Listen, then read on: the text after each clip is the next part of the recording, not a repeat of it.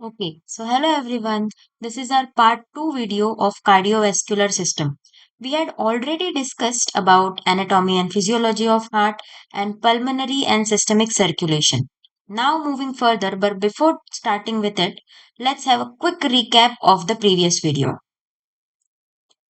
So basically हमने ये पढ़ा था कि हार्ट क्या है। हार्ट एक रफली कोन शेप्ड होलो मस्कुलर ऑर्गन है जिसका वेट 225 इन वुमेन है एंड मेन में 310 है। ओनर अपने जिस इंसान का हार्ट है उसके ह्यूमन फिस्ट के साइज का होता है।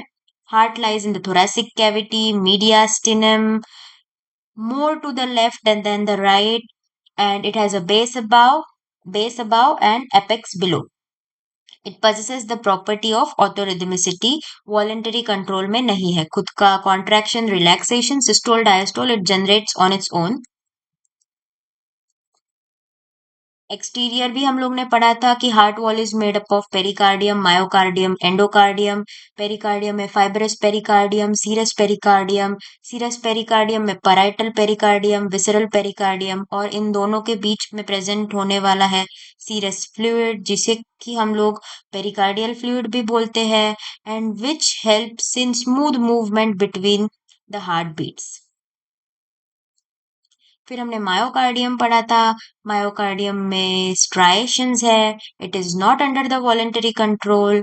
It has a nucleus, branches, intercalated discs. It has a sheet-like appearance. It is thickest in the left ventricle, which has a greatest workload. Specialized muscle cells are also present here in the wall of atria, which secrete atrial natriuretic peptide. फिर हमने fibrous skeleton of heart के बारे में भी देखा था। And finally, we had understood about endocardium. Endocardium lines the chambers and walls of the heart, thin, smooth membrane to ensure smooth flow of blood through the heart. These were the diagram that we have observed. फिर ये interior of the heart को भी हमने समझा था। पहले हमने heart को सेप्टम से राइट एंड लेफ्ट पार्ट में डिवाइड किया था, एंड फिर right atrium right ventricle and left atrium left ventricle को हमने डिवाइड किससे किया था? With the help of atrioventricular valve. उसमें भी एक पॉइंट था कि the right atrioventricular valve has tricuspid 3 flaps and left atrioventricular valve mitral valve has 2 flaps. Back flow prevent किया था कॉर्डेट टेंडन ने। Then हमने specialized neuromuscular cells which were present in the myocardium which initiate and conduct impulses. उसके बारे में भी पढ़ा था। SA node, sinoatrial node, AV node, atrioventricular node, AV bundle or bundle of His, Purkinje fibers. SA node was also known as the pacemaker of the heart. In the absence of SA node, AV node does the function of SA node. This was the diagram that we had observed. SA node, AV node, फिर bundle of His, फिर right and left branches, Purkinje fibers. So this was the order. First SA node, then AV node, then bundle of His, then right and left bundle branches, and finally Purkinje fibers. Pulmonary circulation भी हमने देखा था। Right ventricle से lungs तक का सफर pulmonary circulation कैसे तय करता है? राइट वेंट्रिकल, जब ब्लड राइट वेंट्रिकल में आ जाएगा तो with the help of pulmonary artery that blood travels to the lungs.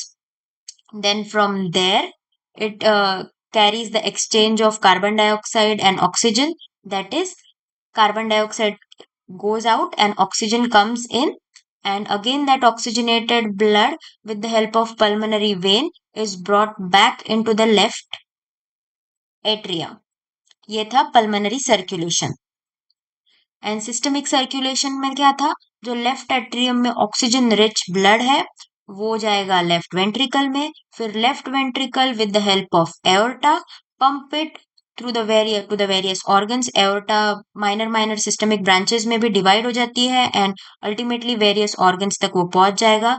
फिर यहाँ पे उल्टा हो रहा है, यहाँ पे oxygen will be given out and carbon dioxide will be taken back, and again that blood with the help of inferior vena cava, superior vena cava will enter the right atrium. So right ventricle, pulmonary artery, lungs, lungs से आके pulmonary vein से वो left atrium में आ जाएगा, left atrium से left ventricle, aorta, systemic arteries, then finally inferior vena cava, superior vena cava, and right atrium. This was the entire story. Now coming to our today's point, that is coronary circulation. Nutrients are not able to quickly diffuse through blood to all the layers of heart.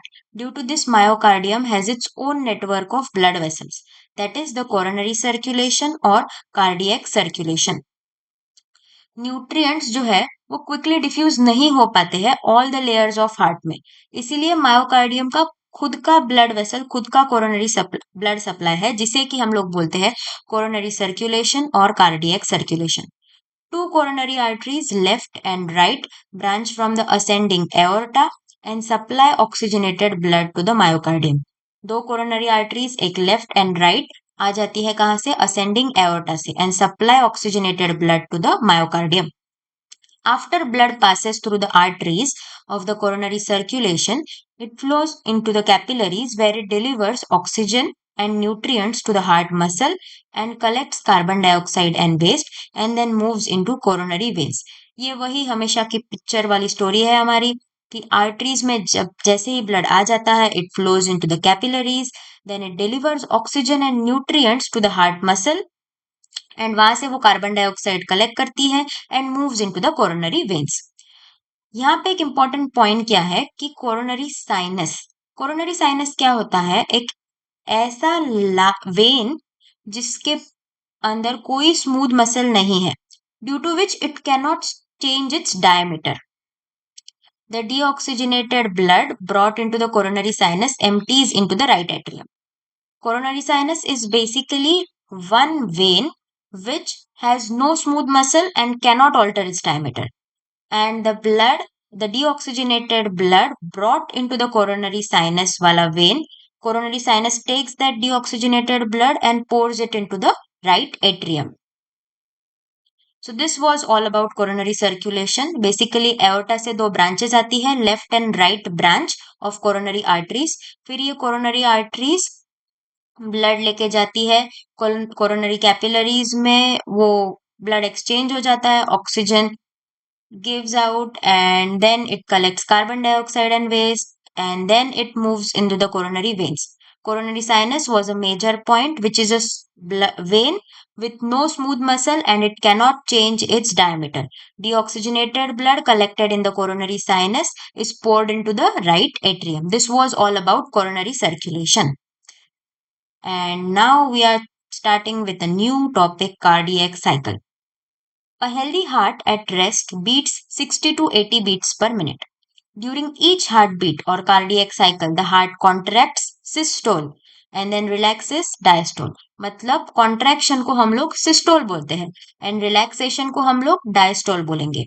Each cycle lasts about 0.8 of a second and consists of atrial systole, which is due to the contraction of atria, ventricular systole, which is due to the contraction of ventricles, and complete cardiac diastole, which is due to relaxation of atria and the ventricles.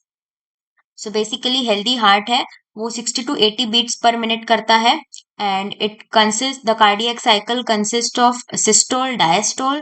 Total cardiac cycle का duration 0.8 second है. इस 0.8 second में एक बार atrial systole होगा, एक बार ventricular systole होगा and फिर complete cardiac diastole होगा. अभी एग्जैक्टली क्या क्या एंड कैसे कैसे होता है, let's study.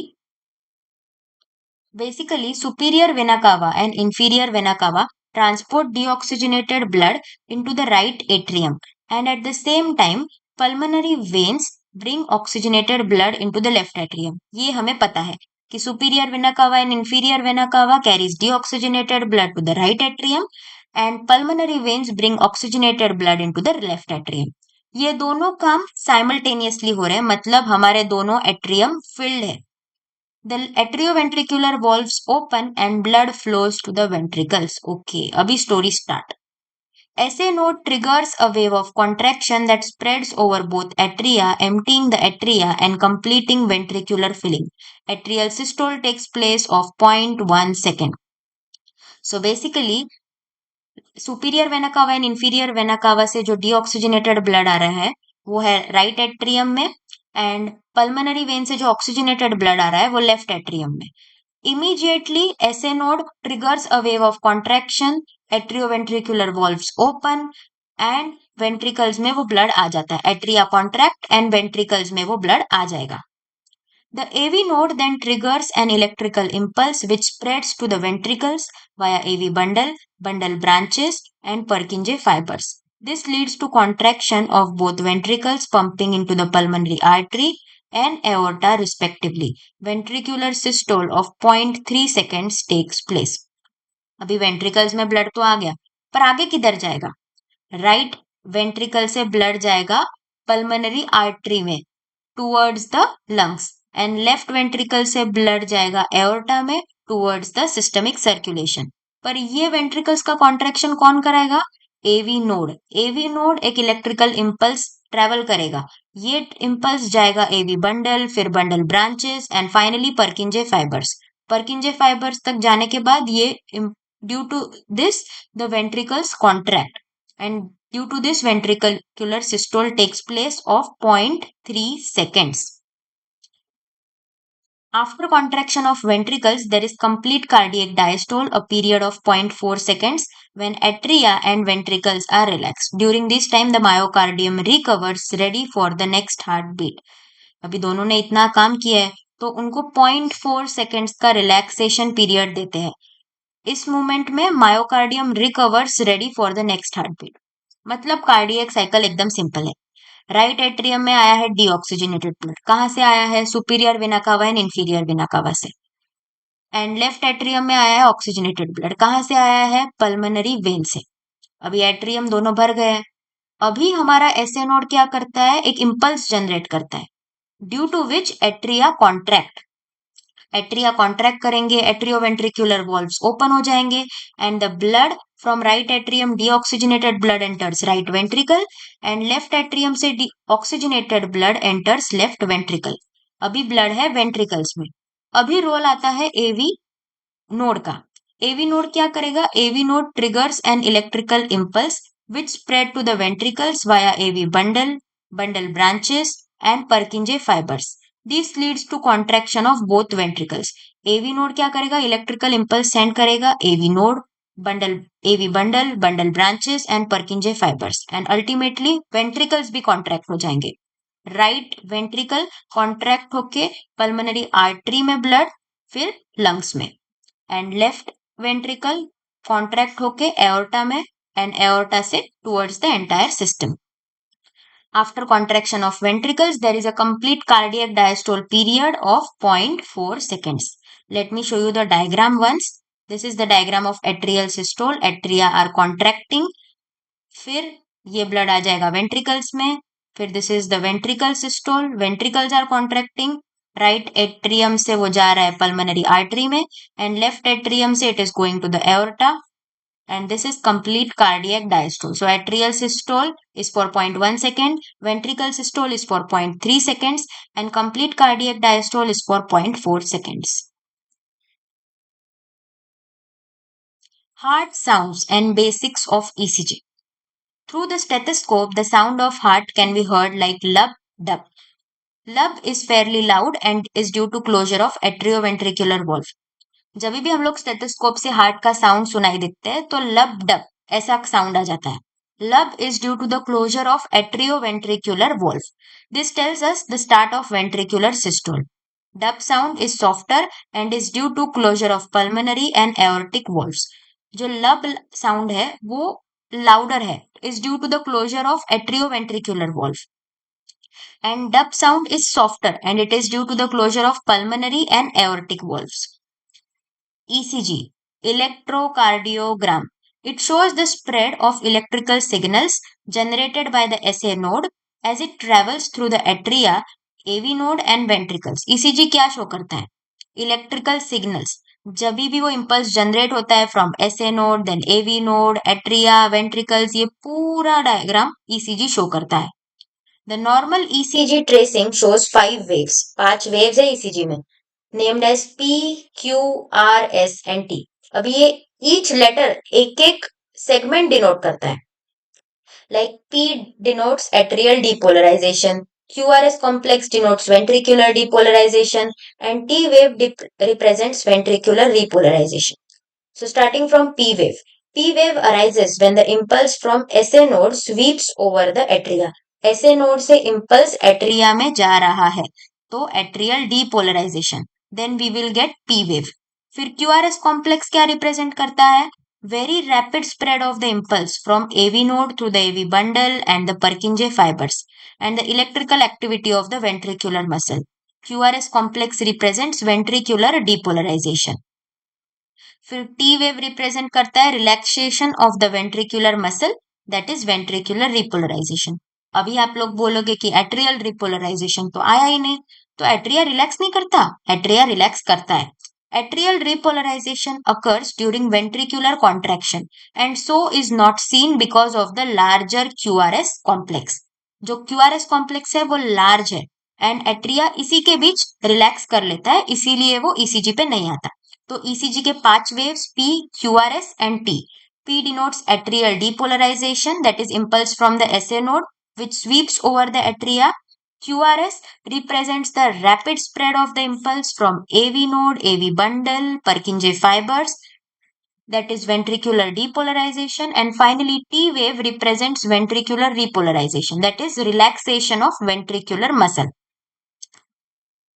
ECG described above originates from SA node and is called as sinus rhythm. ये जो ECG ऊपर हमने डिस्क्राइब किया वो SA node से स्टार्ट हो रहा है एंड इसी को हम बोलते हैं sinus rhythm. The rate of sinus rhythm is 60 to 100 beats per minute. A faster heart rate is called tachycardia and a slower heart rate is called as bradycardia. ECG तो हमने ऊपर देखा, उसको हम लोग साइनस रिदम बोलेंगे and इस sinus rhythm का रेट है 60 to 100 beats per minute. अगर हार्ट रेट ज्यादा है तो उसको साइंटिफिकली हम लोग बोलते हैं tachycardia and if the heart rate is slower than we call it as bradycardia. This is the image of ECG. See, P wave representing atrial depolarization, Q wave represent QRS complex representing ventricular depolarization and T wave representing ventricular repolarization. ये 0.1 second, 0.3 second, 0.4 second. This is the ECG diagram. Two important terms. ये बहुत confusing है but हम अभी confusion clear कर लेते हैं. Okay. Cardiac output. Cardiac output is the amount of blood ejected from each ventricle every minute. जो amount of blood eject होता है ईच वेंट्रिकल से एवरी मिनट, ईच वेंट्रिकल से एवरी मिनट, उसको बोलते हैं cardiac output. The amount expelled by each contraction of each ventricle is the stroke volume. And amount which is expelled by the contraction of each ventricle is the stroke volume. अभी ये याद कैसे रखेंगे? देखो, stroke and contraction. Stroke and contraction इसको relation में लाओ. Contraction of each ventricle, stroke volume. Contraction of each ventricle, stroke volume. Cardiac output वाला डेफिनेशन अपने आप याद रह जाएगा. मतलब amount expelled by contraction of each ventricle, stroke volume. Okay. Cardiac output is expressed in liters per minute and is calculated by multiplying stroke volume by the heart rate measured in beats per minute. जो cardiac output है it is expressed in liters per minute and it is calculated by multiplying stroke volume by the heart rate. So cardiac output is equal to stroke volume into heart rate. Stroke volume, each contraction of each ventricle. In a healthy adult at rest, the stroke volume is approximately 70 ml and if the heart rate is 72 per minute, the cardiac output is 5 liter per minute approximately. Healthy adult में at rest में the stroke volume is approximately 70 ml and if the heart rate is 72 beats per minute, the cardiac output is 5 liter per minute. So this was all about today's lecture. Thank you.